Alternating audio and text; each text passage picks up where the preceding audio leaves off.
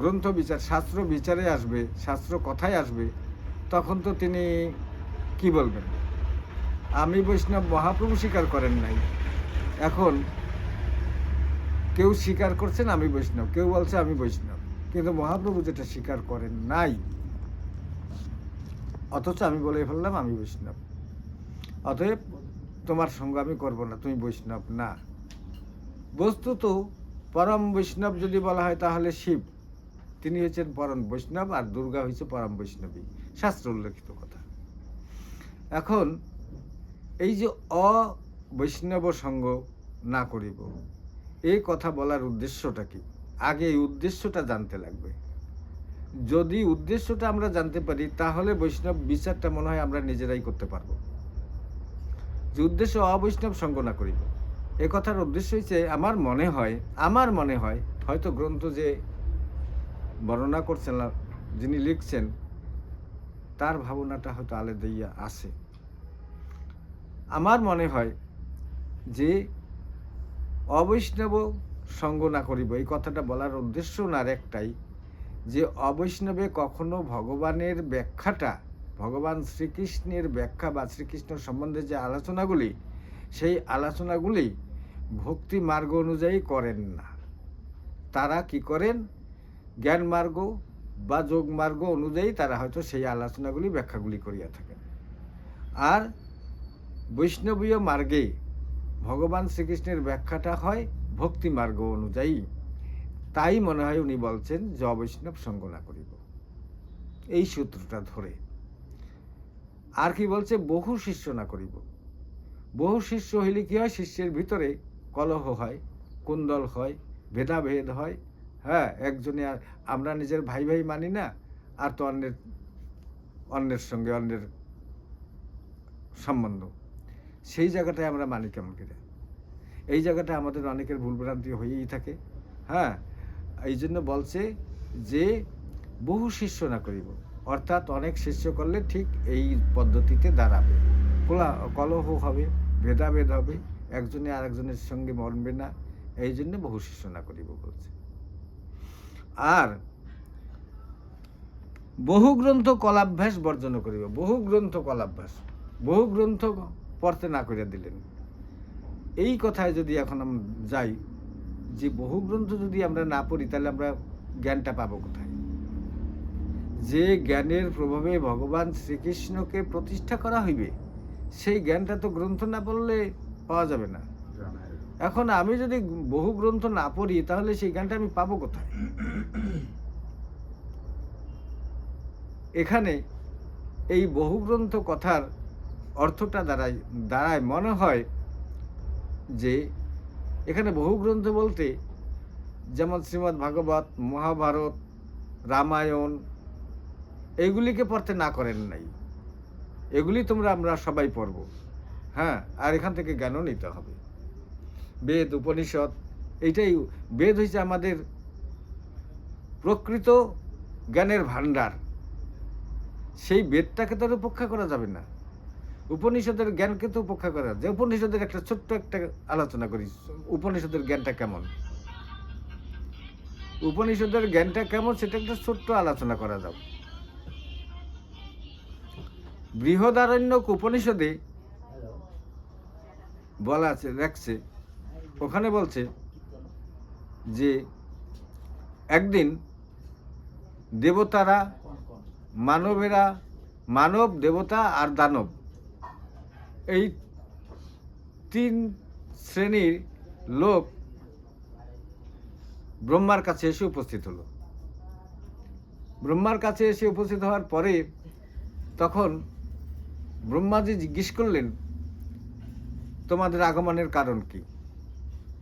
এ কথা যখন বললেন তখন দেবতারা বলল যে আপনার কাছে আমরা উপদেশ নিতে এসেছি।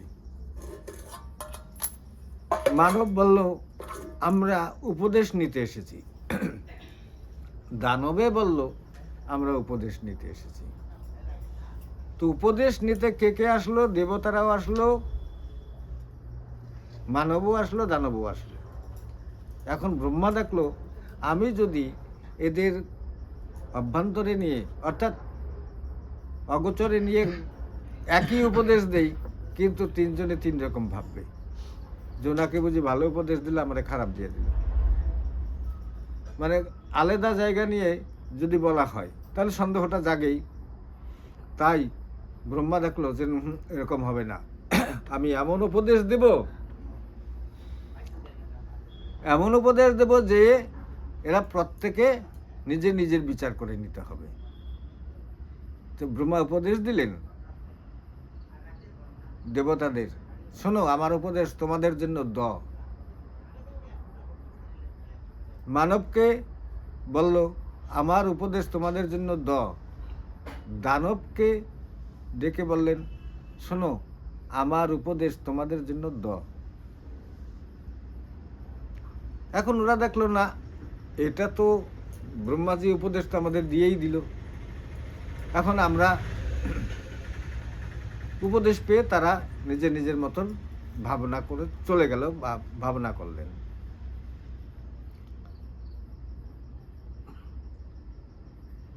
কি করলেন? দেবতারা দয়ের ব্যাখ্যা করলেন তাদের মতন করে। কি ব্যাখ্যা করলেন? যে মানে দয়া, আমরা দেবতারা দয়া করতে পারি। মানবে দয়ের ব্যাখ্যা করলো যে অর্থাৎ ব্রহ্মাজি এটাই বলতে চাইছেন দান। আমরা যদি একে অপরকে দান না করি আমরা কেউ পরস্পর বাঁচতে পারবো না। মনুষ্য আমরা, আমাদের একে অপরকে দান করতে হবে। অতএব ব্যাখ্যা নিল দান। এবার দানবেরা দয়ের ব্যাখ্যা করলেন দমন। আমরা যদি দমন করতে না পারি তাহলে আমাদের কেউ মানবে না, অতএব দমন। তিনজনে এক দয়ের ব্যাখ্যা নিল তিন রকম। ব্রহ্মাজি তো একটা দয় না বলছিল মাত্র। এই যে বেদের যেটা জ্ঞান, এই জ্ঞানটা যদি আমরা বলি বহু গ্রন্থ না পড়ব না, তাহলে এই জ্ঞানটা আমি পাবো কোথায়? হ্যাঁ, বহু গ্রন্থ বলতে যে সব গ্রন্থ পড়লে পরে ভগবান সম্বন্ধে, ভগবান শ্রীকৃষ্ণের সম্বন্ধে আমাদের সন্দেহ জন্মিবে, ভগবান শ্রীকৃষ্ণের সম্বন্ধে আমাদের প্রকৃত জ্ঞান উপলব্ধ করতে পারবো না, সেইগুলিকে সেই বহু গ্রন্থ আলোচনা করতে না করছে। আর কলাভ্যাস, কলা মানে 64 কলা, 64 কলা বিদ্যা বলা হয়। এই 64 কলা বিদ্যা অভ্যাস করতে না করছেন। কেন না করছেন? যে এই 64 কলা বিদ্যার দ্বারা জীব ভ্রান্তিতে পড়ে যাবে, মোহিত হয়ে যাবে। অতএব জীব যদি এই কলাবিদ্যা প্রয়োগ করে বা শিখে বা প্রয়োগ করে তাহলে জীব মোহিত হয়ে যাবে, সে ভগবানের উপরে আর জীবের বিশ্বাস থাকবে না। তাই 64 কলাবিদ্যাকে বন্ধ করতে বলছেন। সেই গেল গেছা। শাস্ত্র তো বহু শাস্ত্র আছে। এইবার ভগবান শ্রীকৃষ্ণ নিজেই 64 কলাবিদ্যা শিখেছিলেন শান্তিপানি মুনির কাছে, বলরাম শিখেছিলেন, আর সুদামা শিখেছিলেন এই 64 কলাবিদ্যা। এই শান্তিপান মুনি এই তিনজনকেই এই 64 কলাবিদ্যা শিখিয়েছিলেন। আরও যারা ছাত্র ছিল তাদের কিন্তু শিখান নাই। কিন্তু বলরাম বা শ্রীকৃষ্ণ এই 64 কলাবিদ্যার প্রয়োগ করেছেন, সুদামা কোনোদিন প্রয়োগ করেন নাই। কেননা সুদামা প্রকৃত কৃষ্ণ ভক্ত। তিনি দেখলেন যে এই কলাবিদ্যায় যদি আমি প্রয়োগ করতে যাই আমি নিজেই প্রভাবিত হয়ে যাব, আমি ভ্রমে পড়ে যাব, ভগবানের উপর বিশ্বাস থাকবে না, আর সাধারণ লোক ভগবানকে মানবে না, তখন আমার কাছেই ভগবান ভগবান করে আমাকেই ধরবে। অতএব আমি এই 64 কলাবিদ্যার কখনো প্রয়োগ করিব না। যদি এটা প্রয়োগ করতেন তাহলে সুদামার তো অভাব থাকতো না, তার পয়সার অভাব, টাকার অভাব কিচ্ছুই থাকতো না। এই হলো নিষেধ করছেন তিনি, যে কলাভ্যাস বর্জন করিব। এখানে যদি মাঠে দাঁড়ায় কেউ একটা কম্বল মানুষ ঢাকা দিল, মানুষ ঢাকা দিয়া কি করলো, কি এক লাঠি লুঠি একটা তার উপরে থুইয়া কি মন্ত্র বলল ফুংফাং, তারপরে কি হইল, দেখা গেল কম্বলটা উঠিল, মানুষটা নাই। এই বিদ্যা যদি কেউ প্রয়োগ করে, বা মনে করুন এমন বিদ্যা জানে আপনার সামনে আমি দাঁড়িয়ে আছি কিন্তু আপনি আমাকে দেখতে আসেন না, কোনো একটা গাছের শিকড় সেটা যদি মুখে নেয় তাহলে সেই মানুষটাকে দেখা যায় না, কোনো তন্ত্র মন্ত্র নয়। তাহলে যদি কোনো বাড়িতে কোনো একটা লোক এই বিদ্যাটা প্রয়োগ করে, সে আবার পরক্ষণে সে দেখা দিল, আরে মানুষটা এইমাত্র ছিল, এইমাত্র উদয় হইলে আবার দেখি, তাহলে তার একটা চিন্তাধারা বিবেচনাটা অন্যরকম হয়ে যাবে না? সুদামাজি এইগুলিকে বর্জন করেছিলেন, না না, এগুলির দ্বারা ভগবানের ভক্তি প্রাপ্ত হয় না, ভগবানকে জানা যায় না, আর ভগবানের উপরের বিশ্বাসটা জনসাধারণের উঠে যায়। তাই তিনি এগুলি কখনো প্রয়োগই করেন নাই, জানতেন। এটাই কৃষ্ণদাস কবিরাজ গোস্বামী বলছেন যে এই ধরনের 64 কলাবিদ্যা কখনো যেন প্রয়োগ করা না হয়, বৈষ্ণবরা করবে না বা ভক্তরা করবে না। তথাকথিত কিছু বৈষ্ণব আছে, যা আমি তাদের সঙ্গে তুলনা করে বলছি না, কেউ কেউ নিজেদেরই বৈষ্ণব বলে, অতএব আমি তাদের সঙ্গে তুলনা করে বলছি না। কিন্তু আপনারা যারা কৃষ্ণ ভক্ত, ভগবানকে ভালোবাসেন, ভগবানের গুণকথা শ্রবণ করতে ভালোবাসেন, আপনারাই তো বৈষ্ণব। শুধু কপালে তিলক নিলে বৈষ্ণব হয় না তো, গলায় মালা নিলাম বৈষ্ণব হলাম তা নয়। মালাটা নিলে কি হয়, নিজে সাবধান। আমার গলায় মালা আছে, আমি একটা মিথ্যা কথা বা আমি একটা অন্যায় কাজ করব, এই মালাটা আমার গলায় আছে, আমি কেমন করে বলি, এই যে একটা বাধা এসে পড়ে। আর এই বাধাটাই তো মানুষকে প্রকৃত সত্যের পথে নিয়ে যায়। যারা বাধা মানে না, তারা দেখতে সাধুর মতন হলে কি হবে, আদৌ তারা তো সাধুই নয়, তারা তো সাধুই নয়, অহরহ মিথ্যা কথা বলেই চলছে। কি করছে, ভগবান শ্রীকৃষ্ণের অসম্মান করছে, মালার অপমান করছে, তিলকের অপমান করছে, আর কার অপমান করছে, গুরুদেবের অপমান করছে। আমি যে ধর্মটা গ্রহণ করেছি সেই ধর্মের অপমান করা হচ্ছে। শ্রী চৈতন্য মহাপ্রভু তো এমন ধর্ম প্রচার করেননি, তিনি তো এমন ধর্ম আচরণ করতে বলেননি। তিনি বলেছেন, কি বলেছেন,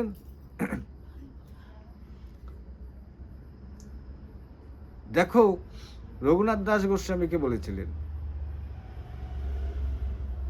তুমি কখনো পেট ভরাবার জন্য ইতি উতি ধার যাবে না, কারণ যারা সাধু সেজে, যারা বৈরাগী সেজে ধনের জন্য, পেট ভরাবার জন্য ইতি উতি ধায়, তারা হলো শিষ্ণোদর পরায়ণ। আপনারা বুঝছেন কি কথাটা, যে শিষ্ণোদর পরায়ণ কাকে বলে? একটু সন্ধি বিচ্ছেদ করুন, বুঝে যাবেন। এই শিষ্ণোদর পরায়ণ তুমি হইবে না, তাহলে তুমি কিন্তু ভক্তের ভিতরে গণ্য হইতে পারবে না। আর সুদামাজি শিষ্ণোদর পরায়ণ ছিলেন,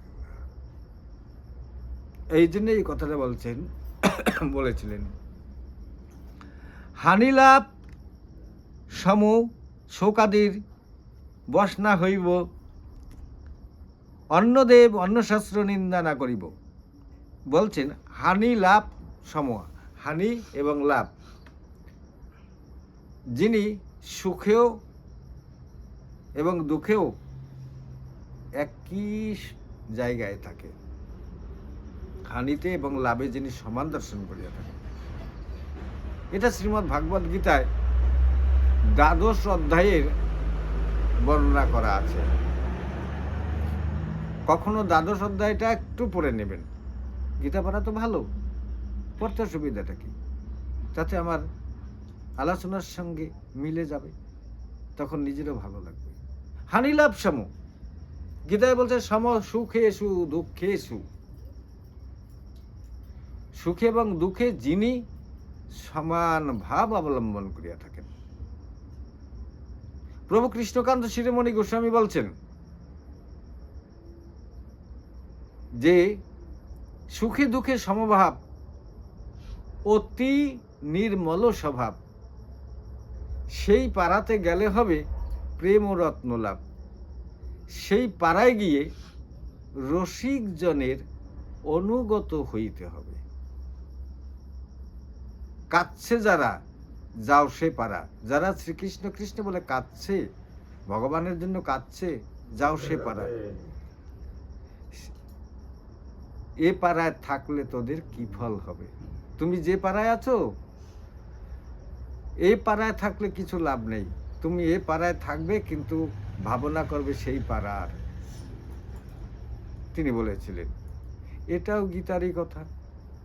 গীতার কথাটাই তিনি গানে বলেছেন। হানি লাভ সম। আর কি বলছে? শোক আদির বশ না হইব। হানি লাভ সম, শোক আদির বশ আমি হইব না। শোক, তাপ বশ হইব না।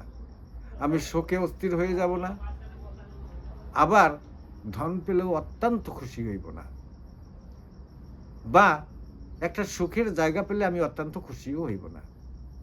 যেমন আমি কারো বাড়িতে বেড়াইতে গেলাম, তার ঘরে উত্তম উত্তম বিছনা আছে, শয্যা আছে, পালঙ্ক আছে, কিন্তু আমাকে একটা কার্টুন আছে না, এই কার্টুনের উপরে বিছনা চাদর পাতাইয়া ঘুমাইতে দিছিল। অথচ তার বাড়িতে খুব সুন্দর পালেং আছে, ভালো সুন্দর বিছানা আছে, বাড়িও বিল্ডিং আলা বাড়ি, কিন্তু করছে কি? কার্টুন পাতাইয়া সেই কার্টুনের উপরে বিছনা চাদর পাতাইয়া তারপরে ঘুমাইতে দিছে। বাস, আমিও সেখানে আরামে ঘুমাইলাম, আমারও ঘুম আরামেই হয়েছে। তারপরের দিন সকালবেলা স্নান টান করে, আনিক টানিক করে আমি আমার ব্যাগ ট্যাগ নিয়ে রওনা হইলাম। এবার বাড়ির মালিক বলল, কি দাদু, তুমি চাটা না খাইয়াই যাইতেছ? এটা কেমন করে? তুমি রাত্রে থাকলে চা না খেয়ে যাবা, আমাদের তো অমঙ্গল হবে। তখন আমি বললাম যে, দেখ রে দিদিমণি, এটা ঠিক যে আমরা গৃহস্থের লোক, আমরা গৃহস্থ, কখনো কেউ প্রবাস করলে, রাত্রে জাগরণ থাকলে, তার বাড়িতে থাকলে পরের দিন তাকে কিছু মুখে না দিয়ে আমরা বিদায় করি না। এটা আমি ভালো মতন জানি। তথাপি আমি তোমার বাড়ি থেকে যে রওনা দিচ্ছি, এক গ্লাস জল আমি খেয়েছি তো, তোমাদের ঘর থেকে স্নান করে আমি জল নিয়ে এসেছি তো, আমি তোমাদের ঘরে বসে জল খেলাম, তারপরে আমি রওনা দিচ্ছি, আমি না খেয়ে যাচ্ছি না তো। বললেন, না, তা কি করে হয়? চা খেয়েই যেতে হবে। ঠিক আছে, তুমি চা এক কাপ দাও, চা খেয়েই যাব, তবে যত তাড়াতাড়ি পারো দাও, আমারও শর্ট টাইম, কারণ আমি এমনি এমনি রওনা দেই নাই, আমার কিছু প্রয়োজন আছে, কারণেই তো রওনা দিচ্ছি। ঠিক আছে? হয়তো আপনারা শুনছেন, আপনারা বলছেন, ভাবছেন যে আপনি অভিমান করে বের হয়ে আসছেন, আর কিছুই নাই। আমি অভিমানও করি নাই। কেন? যে ওখান থেকে আমি এসে কি করব? ট্রেন ধরব। ট্রেনটা 8টার সময়। জাগি রোডে এসে ট্রেন ধরে আমি কামপুর যাব। অতএব আমি যদি সকাল সকাল বের না হই, তাহলে তো আমি পারবো না, টাইমটা আমার ওদের ইচ্ছায়। আমি যদি ব্যাগ নিয়ে বের হই, তখন ওরা তাড়াতাড়ি করে আমাকে এক কাপ চা দিলে তাড়াতাড়ি দিবে, দেরি করবে না। আর আমি বসে থাকলে ওটা হবে না। অতএব আমি বের হয়েছি। এখন এই যে কথাটি বললাম, হয়তো কেউ ভাববে, আপনি আপনার নিজের গল্প আরম্ভ করে দিলেন দেখি, বেশ তো, ভাগবতের কথা বাদ দিয়ে।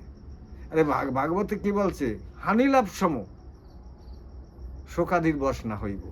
আমাকে ওদের ঘরে বহুত ভালো পালেঙ্ক আছে, আমাকে ঘুমাইতে দেন, আমি তাতে দুঃখ পেয়ে গেলাম নাকি? না, কখনো না। আবার কারো বাড়িতে গেলে সেখানে যে পালেঙ্কটা, নিজের পালেঙ্কটাই ছেড়ে দিয়ে সে নিজে মাটিতে ঘুমায়। তখন কেন আমার দুঃখ হয় না? আজকে একজনের বাড়িতে যদি সে আমাকে এভাবে দিয়েছেন তখন আমার দুঃখ হলো, আর একজনের বাড়িতে যাওয়ার পরে সে আমাকে পালংটা ছেড়ে দিয়ে সে নিজে যখন মাটিতে ঘুমায় তখন আমার কেন দুঃখ হয় না? তখনও তো দুঃখটা হওয়া উচিত। রাধে রাধে। এই হলো ভাবনা। ভাবিতে ভাবিতে যাবে ভাবনাময় দেহ হবে, তবে শুদ্ধ দেহ পাবে, হইলে রাগানুগার অনুগত। তারে কি ভাবনা বলেই, না হইলে তার মতো। জং জং বাপি শরণং ভাবং ত্যাজতান্তে কলেবরং তাং তময় বইতে কৌন্তেয় সদা তদ ভাব ভাবিত। আমরা গীতার এই কথাটি অবশ্য নিজের মনে রাখা লাগে। মনে রাখলে কি হয়, আমাদের কোনো না কোনো দিন শুদ্ধ হয়ে যাবে। এইখানে বললেন অন্নদেব অন্নশাস্ত্র নিন্দা না করিব। এখন আমরা বলি যে অন্নদেব অন্নশাস্ত্র। অন্নদেব বলতে কি কি বুঝায়? আমরা কি বুঝবো অন্নদেব? মানে ভগবান শ্রীকৃষ্ণ বাদ দিয়ে, ভগবান শ্রীকৃষ্ণকে বাদ দিয়ে তুমি শিব বলো, দুর্গা বলো, কালী বলো, গণেশ বলো, বা আমাদের যত ঠাকুর আছে, সব দেব দেবতার আছে, তাদের বাদ দাও। এই তো বুঝলাম না? নাকি আরো কিছু বোঝা গেছে? গেছে নাকি কিছু? হ্যাঁ, যদি কিছু বুঝে থাকেন তো বলুন না। কিন্তু না, এটা বলে নাই কৃষ্ণদাস কবিরাজ গোস্বামী। এত স্থূল কথা তিনি বলতে পারেন না। আমরা এভাবে ভাবনা করলে অত্যন্ত স্থূল ভাবনা হয়ে যায়। যিনি এত বড় গ্রন্থখানা লিখেছেন তিনি কি এত স্থূল কথা বলতে পারেন? মহাপ্রভু কি এত বড় স্থূল কথা বলতে পারেন? মহাপ্রভু বিচক্ষণ ব্যক্তি, তাকে কেউ ভগবান মানুক বা না মানুক তাতে কিছু আসে যায় না। তিনি ভক্তের কাছে ভগবান, তিনি জ্ঞানীর কাছে জ্ঞানী, যোগীর কাছে যোগী, তিনি কর্মের কাছে কর্মী। অতএব তিনি এই ভাবনাটার কথা কেন বললেন? তিনি বললেন, কি বললেন?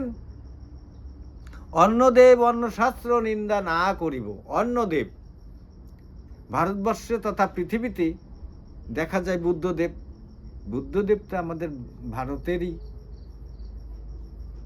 বুদ্ধদেব আমাদের ভারতেরই। সেই বুদ্ধদেবকে যদি তোমরা বৈষ্ণব মনে করে নিন্দা করো, তাহলে একাংশ তোমাদের উপরে খাপ্পা হয়ে যাবে, রাগ হয়ে যাবে, তোমাদের বিঘ্ন করবে, তোমরা ধর্ম প্রচার করতে পারবে না। আর কি বললেন? যীশু খ্রিস্ট বা হযরত মুহাম্মদ, এদের নিন্দা চর্চা করতে যাবে না। এটা আমাদের নিন্দা চর্চাটা তো ধর্ম নয়।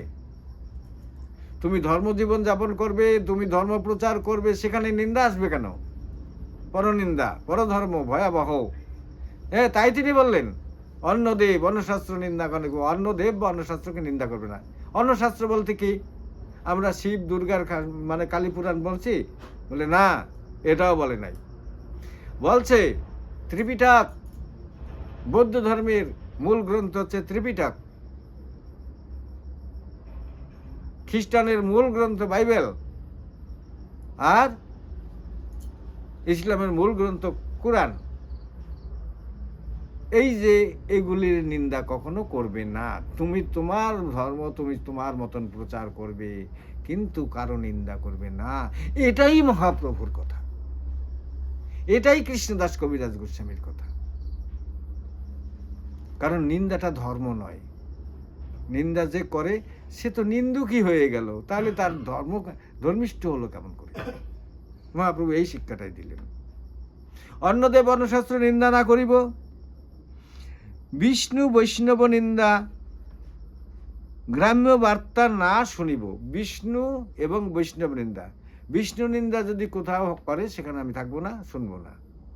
বৈষ্ণব নিন্দা, যদি শিবের নিন্দা কেউ করে আমি ওখানে থাকবো না। গ্রাম্য বার্তা, গ্রাম্য বার্তা কাকে বলে? আমরা গ্রাম্য বার্তা বলতে বুঝবো এইটুকুই যে গ্রামে যেগুলি কথা আলোচনা হয় তাকে গ্রাম্য বার্তা বলে।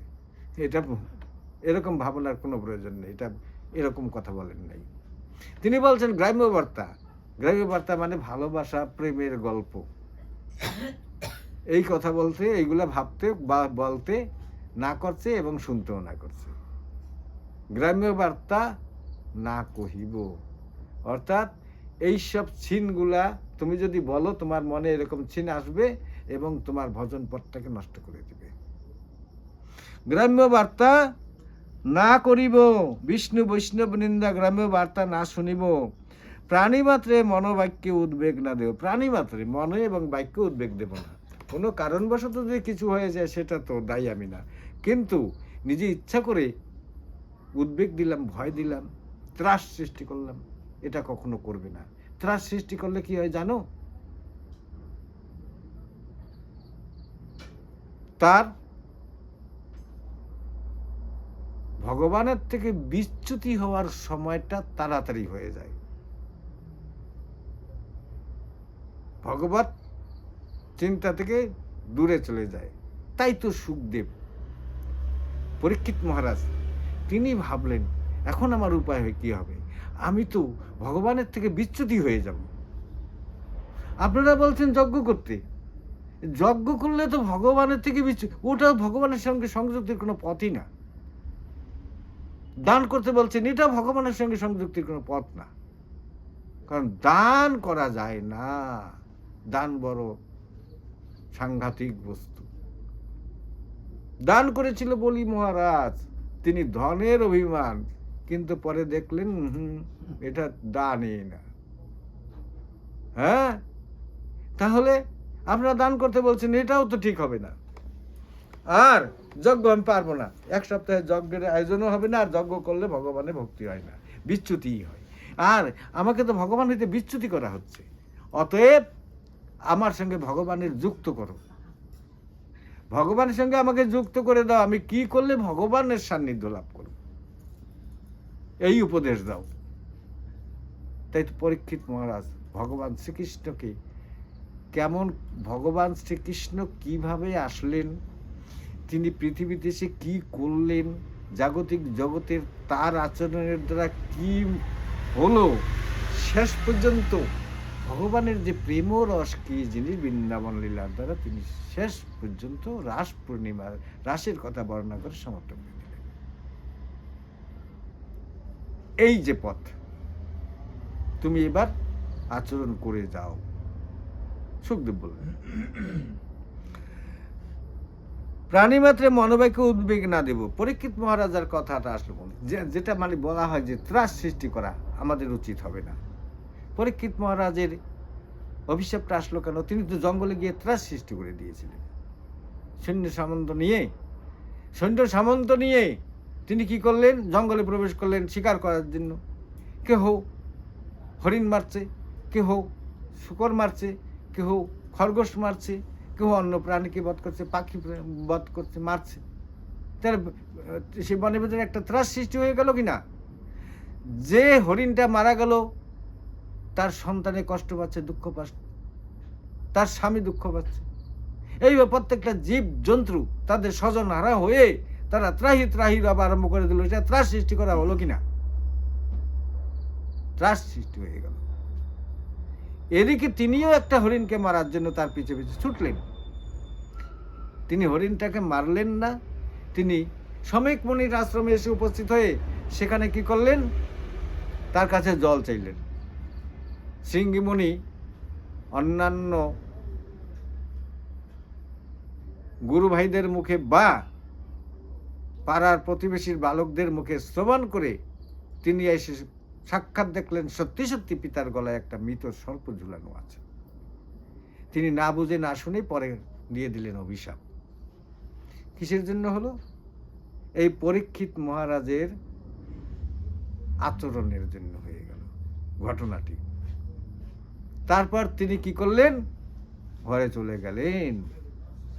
এই যে কর্মটি তিনি করলেন, এই কর্মটির জন্যই তাকে অভিশাপ প্রাপ্ত হইতে হইল। তাহলে আমাকে উপদেশ দিলেন এখন যে প্রাণী মাত্রে যাতে এই ধরনের ত্রাস সৃষ্টি না হয়, তুমি পরবর্তীকালে সেটাই তোমার দুঃখের কারণ হইবে, এটাই বুঝিয়ে দিলেন। শ্রবণ কীর্তন স্মরণ পূজন বন্দন পরিচর্যা দাস্য সখ্য আত্মনিবেদন। অগ্রে নিত্য গীত বিজ্ঞপ্তি দণ্ডবত নতি। অগ্রে নিত্য গীত, ভগবানের সম্মুখে দাঁড়াবে, নৃত্য করবে, গান করবে। আর কি করবে? কীর্তন করবে, শ্রবণ কীর্তন স্মরণ পূজন বন্দন। আর কি করবে? পরিচর্যা করবে, দাস্যভাবে ভগবানকে আরাধনা করবে, সখ্যভাবে আরাধনা করবে, আত্মনিবেদন করে তাকে আরাধনা করবে। এই যে এই কথাগুলি আচরণে রাখবে, যথাসম্ভব রাখবে আচরণে। অগ্রনিত্য গীত বিজ্ঞপ্তি দণ্ডবতনের। বিজ্ঞপ্তি, বিজ্ঞপ্তি কথার অর্থ হচ্ছে জানানো। আমি জানাচ্ছি ভগবানের কাছে, আমি জানাচ্ছি। কি জানাচ্ছি? যে প্রভু আমি সারাদিন কি করলাম, আমি সারাদিন কি করলাম, সেই কর্মটা করার, যেহেতু আমার কর্মের ভিতরে আমি নিজে জানি আমার এই সারাদিন কর্মের ভিতরে একটা এই অপরাধটা আমি করে ফেলছি, সেটা অন্য কেউ তো জানবে না, আমি জানব। অতএব আমি সন্ধ্যার সময় ঠাকুরের কাছে এসে ঠাকুরকে জানাইলাম, ঠাকুর প্রভু আমি আমার প্রয়োজনের জন্য, সংসারের পালনের জন্য আমি কিন্তু এই কাজটা করেছি, আমি তোমাকে জানাইলাম, এর জন্য তুমি আমাকে যা দণ্ড দেবে আমি তা স্বীকার করে নেব। তাকে জানিয়ে দেওয়া রাখলাম।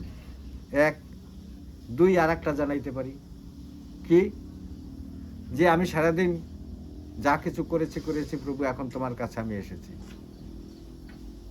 এখন তোমার কাছে এসে তোমাকে ধন্যবাদ প্রণাম করলাম, ভক্তি করলাম, শ্রদ্ধা যা কিছু আছে আমি যতটুকু সম্ভব করলাম। এখন যদি আমাকে দণ্ড দাও না ভালোবাসো, যা তোমার ইচ্ছা আছে তাই তুমি করো। এই যে ভগবানের কাছে এসে একবারে সারেন্ডার করা। আর কি? অভ্যুত্থান অনুব্রজ তীর্থে গৃহে গতি। অভ্যুত্থান অর্থাৎ ভগবান তিনি বের হচ্ছেন মন্দির থেকে। ভগবান বের হচ্ছে, আপনারা কোনোদিন দেখেছেন ভগবানকে বের হতে? দেখেছেন? হ্যাঁ, দেখেননি না? দেখেননি? তাহলে আপনারা ভগবানকে বের হতে দেখেননি, কিন্তু আমরা দেখি ভগবানকে বের হতে। আর যদি আমার সঙ্গে কেউ থাকে সেও দেখে, কিন্তু তিনি যে দেখে তার মনে থাকে, আমার মনে থাকে। কিরকম ভগবানকে দেখি? যখন রথের দিন ঠাকুর মাথায় নিয়ে বের হয়, আপনারা দেখেন না ভগবানকে বাইরে হইতে? ঠাকুরটা যে নিয়ে বাইর হয়, তাহলে একজনের কোলে চড়ে বাইর হয় তো বের হতে দেখেন না? কেমন করে বললেন যে আমি দেখি না? দেখেন তো, ভগবানকে বের হতে দেখেন। আর কি বলল? অভ্যুত্থান, তিনি যখন বের হবে তখন আর বসে থাকতে নেই। বের হওয়ার সময় তাকে দাঁড়িয়ে তাকে অভিবাদন করতে হয়, সম্মান দিতে হয়। যেমন ক্লাসে যদি একটা মাস্টার ঢোকে, সব ছাত্রগুলো দাঁড়ায় না? এটার নাম অভ্যুত্থান, মাস্টারকে সম্মান দিল। তেমনি ভগবান আসছে, আমি দাঁড়াইলাম। আমি ব্যারিস্টার হই, উকিল হই না কি হই, সেটা নয়, তার কাছে আমি কিচ্ছুই না। অভ্যুত্থান ও অনুব্রজ্জা, যেমন রথে ঠাকুর উঠলো এবং রথের সঙ্গে সঙ্গে আমি সম্পূর্ণ যেতে পারি বা না পারি, 10 পা হলেও আমাকে যেতে হবে, এটার নাম বলা হয় অনুব্রজ্জা। তীর্থগৃহে গতি। তীর্থগৃহে গতি কথাটা আলোচনা 2-3 প্রকার বলতে হয়, তো এটা এখানে থাক। পরিক্রমা, পরিক্রমা কি পরিক্রমা? সে পরিক্রমা তুলসী করতে পারেন, মন্দির করতে পারেন, তীর্থ পরিক্রমা করতে পারেন। কেউ কেউ বা বৃন্দাবনে গিয়ে গোবর্ধন পরিক্রমা করে, কেউ কেউ পুরীতে গিয়ে পুরীটাকে ঘোরে, মানে মন্দিরটাকে ঘোরে, পরিক্রমা করে। আমরা কি করি? সকালবেলা ঘুম থেকে নাম কীর্তন নিয়ে একটু পরিক্রমা করি না? এটার নাম পরিক্রমা। পরিক্রমা, স্তব পাঠ, জপ সংকীর্তন,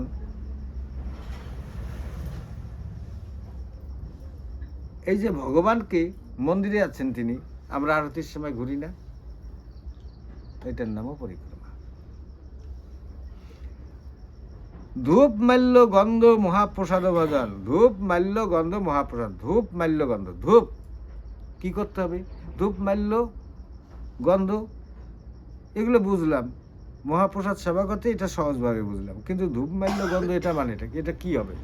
ধূপ তো ধূপ, মালা তো মালাই, গন্ধ তো গন্ধ, কিন্তু এটা বললেন ঠিকই, কিন্তু এটা ব্যবহারটা করবো কিভাবে? এখানে বললেন ধূপ, অর্থাৎ এই ধূপ দিয়ে তাকে আরতি করতে বলছেন, ধূপ দিয়ে আরতি করতে বলছেন। আর আরতির সময় গোবিন্দজিকে মালা পরাইয়া দিতে বলছে। ধূপ মাল্য আর গন্ধ, গন্ধ অর্থাৎ চন্দন অগুরু, এটা ছিটিয়ে দিতে বলছে গোবিন্দকে আরতির সময়। এই জন্য বলছে ধূপ মাল্য গন্ধ। আর কি বললেন? মহাপ্রসাদ ভোজন। আর বললেন মহাপ্রসাদ ভোজন করবে। মহাপ্রসাদ একটা প্রসাদ, তারপরে হয় মহাপ্রসাদ, তারপরে হয় মহাপ্রসাদ। আরাত্রিক ও মহোৎসব শ্রীমূর্তি দর্শন। আরাত্রিক, আরাত্রিক মানে আরতি করা, সেটা সকালবেলাও হতে পারে, সন্ধ্যাবেলাও হতে পারে, মধ্যাহ্নকালও হতে পারে। আর শ্রীমতী দর্শন, শ্রীমূর্তি অর্থাৎ গোবিন্দজির মূর্তিকে দর্শন করে, সেটা যে কোনো রূপে হোক, সে নৃসিংহদেব মূর্তি হতে পারে, নারায়ণ মূর্তি হতে পারে, কৃষ্ণের মূর্তি হতে পারে। গোবিন্দজির যে রূপে আবির্ভাব হয়েছিলেন, অবতার হয়েছিলেন, সেই মূর্তিকে দর্শন করে। সে মূর্তি বামনদেব হতে পারে। রাধে রাধে। শ্লোক ছন্দে গ্রন্থ রইল আনন্দ লহরে, বদন ভরিয়া সবে বল হরি হরি। গ্রন্থরাজ চৈতন্য চরিতামৃত ব্রহ্মানন্দে হরি হরি বল হরি বল। রাধে রাধে রাধে রাধে।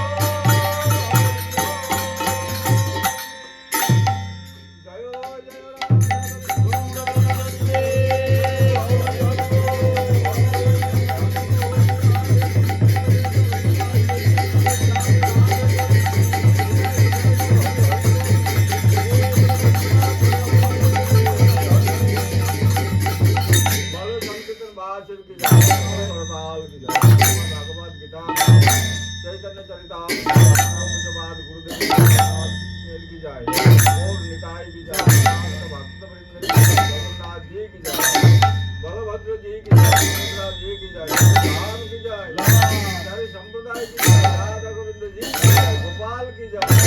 अपन अपन गुरुदेव की जय, अपन अपन इष्ट देवी की जय, नाम संकीर्तन तुलसी देवी की जय। जय हो जय राम।